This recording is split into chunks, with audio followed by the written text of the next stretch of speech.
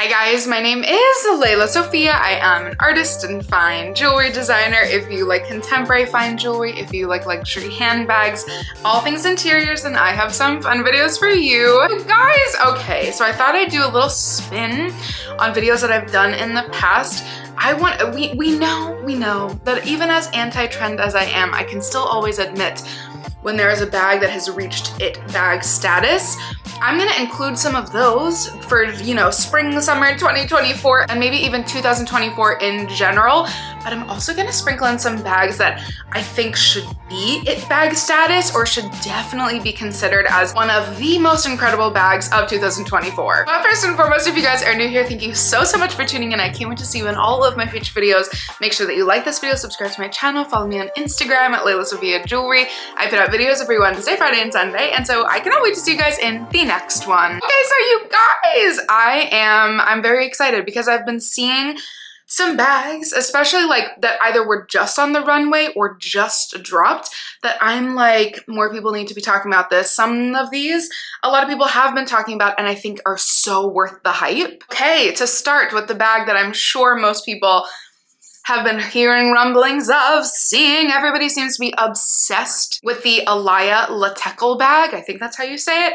I have not opened up Instagram and not seen this bag in weeks. It's everywhere. I see people unboxing it. I see people she's the coveted new bag. It's not for me personally. I know, controversial opinion. It's so interesting and I love it for the fact that it's a really unique shape. Obviously, East-West bags are having a complete moment. There's actually a couple on this video, if you can believe it. That's me following trends, who knew? But I think it's so chic, but definitely it's a wonky, really interesting shape. But most of all from Alaia, I love that people are loving Alaia again. Alaia is so deserving. I think last year with like the really cool laser cut, almost bucket bag style and the heart bag, so many people have re-fallen in love with Alaia, and the last Alaia runway, oh my gosh. And don't worry, I'm waiting until the actual end of fashion month to do my actual kind of roundup, my favorite pieces, but that Alaia runway, holy camole, it's some of the most gorgeous clothing I've ever seen in my life. If you are like me, even though I do love, especially now, the gorgeous, yummy range of the Alaia Teckel bags that are being released. There's a bag from Kate called, I think, the Simona. It looks very similar, but it's like the digestible version of it, which I think is really cool because the Alaia bag is so chic. It's so fashion forward. I think it's actually quite avant-garde, which is kind of rare these days. Not a lot of people are really pushing the boundaries of design. And again, I always have to give it to Alaia because I think that, again, you know, I always love to stay positive, but we have to admit a lot of houses are really, you know, lean on their recycling of vintage styles. And this one seems so forward. I have to see, actually, I haven't researched if this is a nod to a vintage style of theirs, but it's very forward facing. And the Kate version, I think is a little bit more digestible. It's a little bit less severe in the East-West. It's a little bit less severe in those huge handles. I really like it. And I think that bag also deserves to be seen along with, even if it's just sprinkled in occasionally, along with the Alaia bag. And then a bag that the second I saw it, probably like the day of the Jacquemus runway, the Jacquemus Le Calino bag, I already talked about twice, I think. I think this bag deserves all the praise it can get. It is so stunning. Can we talk about, again, another brand that really is actually like forward facing, is really coming up with new bag styles. That is very hard to do. Again, in a world of, you know, most designers do just kind of go back into their own archives, which is beautiful in itself, not knocking that at all. I love a good reference and I love a vintage bag, so we know I love that. But we also have to give credit to the designers who are like really coming up with new styles, and the Calino I might have to have on my wish list because the pony hair and the regular leather, I maybe prefer the small size, but I don't know how small is small. So both seem great, but something about the small size, something about the proportions, it's so interesting because the Jacquemus, like the original, the Chiquito bag, was so awkward to open in and out. And this one is the full opposite, where like it's literally ergonomic. Where your hand is holding the bag, you just slip into the bag to get any of your stuff out. It's the full opposite, which I think is so cool. And again, just very ingenuitive. If this comes out in a brown pony hair in the small size, you already know I really might have to consider it. We already know how obsessed I am with my new Symmetry Pochette by Sevette. I'm obsessed with this bag. This bag deserves all the credit that it is hopefully getting and hopefully will continue to get. This and the Slim Symmetry Pochette, which is a few inches longer. I rarely like double up on bag styles. I might have to consider that because I love this one so much. Even though I love the Sevette bag, the kind of original Symmetry Pochette style, when I tell you the bucket bag, I saw it at Bergdorf's in person and I said, oh my God, is Sevette my new favorite brand? Like literally the bucket bag deserves so much love.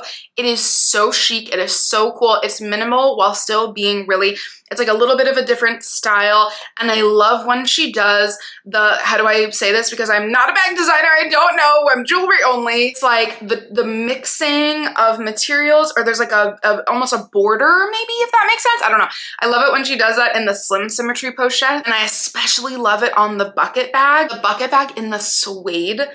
Oh my gosh. I touched it, I felt it. I really kind of drooled over it at Bergdorf's.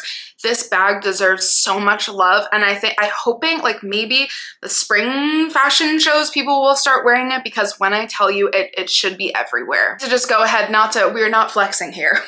We are not showcasing my bag collection in this video, but you know, I would only authentically show bags that I'm so obsessed with that I think deserve it bag status.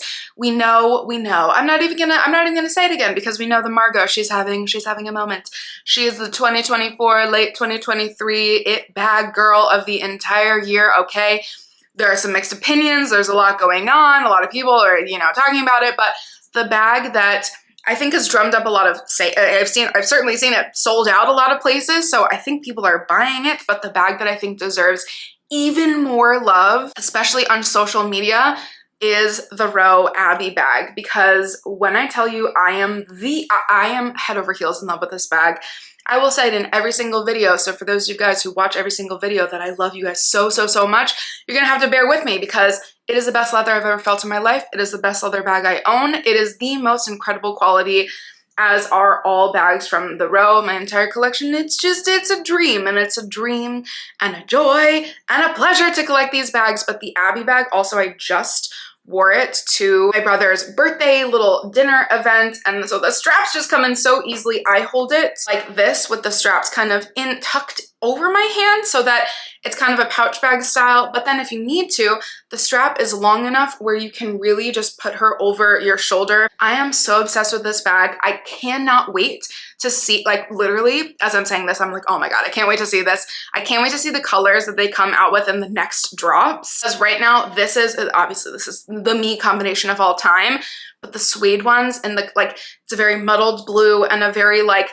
carnelian-y, orangey, reddish suede bag. Those are stunning, but I want to see this in a brown suede. I want to see this in a gray color. I want to see this in a beigey nude color. I want to see this in all the colors, and I'm fully obsessed. She deserves all the spotlights. And for one bag that's already reached it bag status, but I think this or a bag from an archival level, I don't know if it's archival level, but to me, it is collector level bag from Celine that I really want. It might have to be between these two for my next purchase, because the Bottega Veneta Andiamo clutch, and everybody's been talking about it, and this is a bag that I will say rightfully so. The second it released, I think everybody became obsessed, including myself. Even though, which again, I hope I'm not ruining this for everybody, my last unboxing, this is definitely can be deemed as an archival level bag from the Rose, one of their very first bag collection in 2012. I thought I had satiated my need for a Kelly cut inspired bag.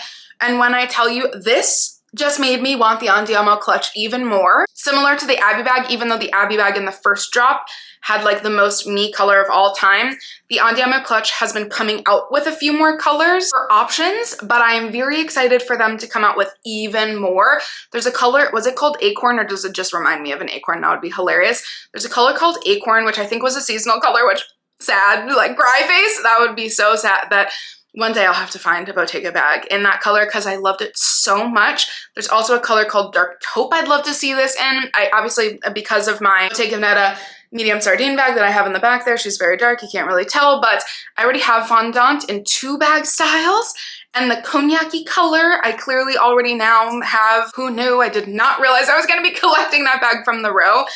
And I want a brown shade as always, but like the Barolo, the really beautiful wine color, it's coming out in more colors, but long story short, this is a very me problem. I'm excited to see an even wider range of those gorgeous heritage Bottega colors because they kind of do colors like no other. I'm just gonna, again, for those of you guys who literally, you're my friends and my family at this point, okay?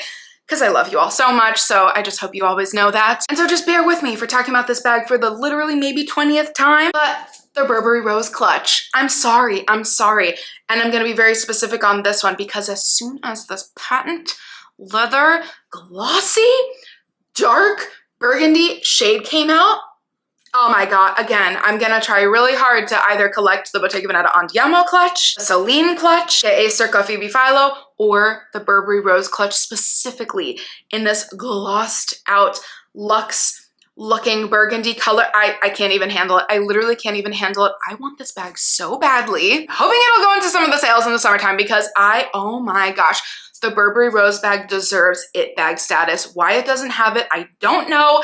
We're gonna talk about Burberry in the Fashion Month roundup, okay? I'm all over it. I was drooling the entire time. I'm hoping people are finally starting to see the magic. I have an entire video on my channel.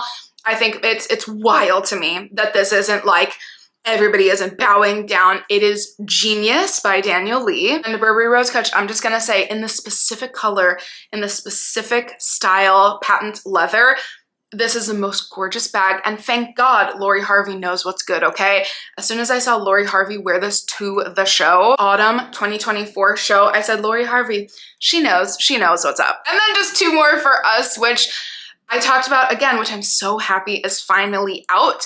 There is a bag that debuted at the previous Jill Sanders show, which has just released, and I'm even more obsessed than I thought I was going to be. I think it's just called Goji Soft or something. I wish it had a more specific name because it doesn't really feel like the Goji bag to me, but that's just me. I'm not the creative director of Jill Sanders, but this bag deserves all the credit in the world. This bag is stunning. It's again giving, I just love it because it's like the merging of my world, which actually happens more often than I even kind of imagine.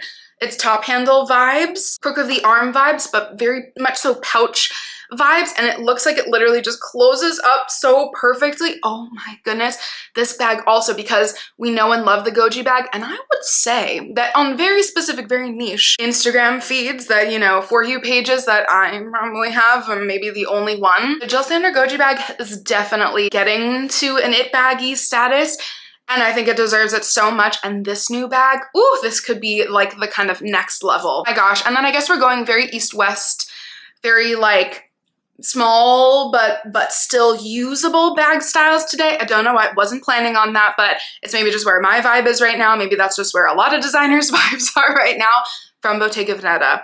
Because we know, again, I'm just gonna have to mention them lastly here, even though the Andiamo clutch is really living rent-free in my brain right now, there is a bag called the Calimero Cha-Cha bag, I believe. I am like, I need to go see this in person, and I also don't at the same time because I don't need another wish list item. For a while, I've been wanting Mathieu Blazy to come out with that like really, like I think it's called foulard leather technique, which is where it's like almost super bunched together, very concentrated, like almost kind of gathered leather, if that makes sense, that then is woven. I mean, mind-blowingly genius. Don't know how that is made or how that even was thought of. It's kind of sublime. But they've been like, they've been styles and prices that are way out of my own range and way out of, I know, so many people's ranges. And this is the answer. This is the full answer because it's giving that like gathered, bunched, hardy, heavy, gorgeous leather by Bottega. That's kind of the newer version of the Intrecciato, which is always going to be a classic. But this does it in the 90s way. It does it. It's very similar to the Abbey bag. It's very similar to a few bags on this list. And yet it's Bottega. Like it doesn't remind me, oh yeah, everybody's doing this style now. It's the Bottega-fied version, which again, it's just so forward facing. Bottega is one of those companies like the Row, like all the designers, quite frankly, that I'm mentioning today, that like, I don't know how they continue to do it. But these bags that like, I could never dream up in a million years. And I know it sounds so stupid because it's so simple, but that's where the magic is. The fact that this is a bag that you could just pop around, do dinner, do a little shopping day, pop it in your bigger bag for a fun little night out. And it's like, but it's ingenuitive. I don't know. All the things, all the nerdy things. Simplified bags are sometimes the hardest ones to create, and so I just give this one credit, and I really need to go see it in person. And you guys, that has been my picks for what I think potential or maybe very deserving it bags should be for the 2024 year. I can't wait to hear what your picks would be down below and which one's your favorite off this list. As always, thank you guys so much for watching, and I'll see you in my next one. Bye guys.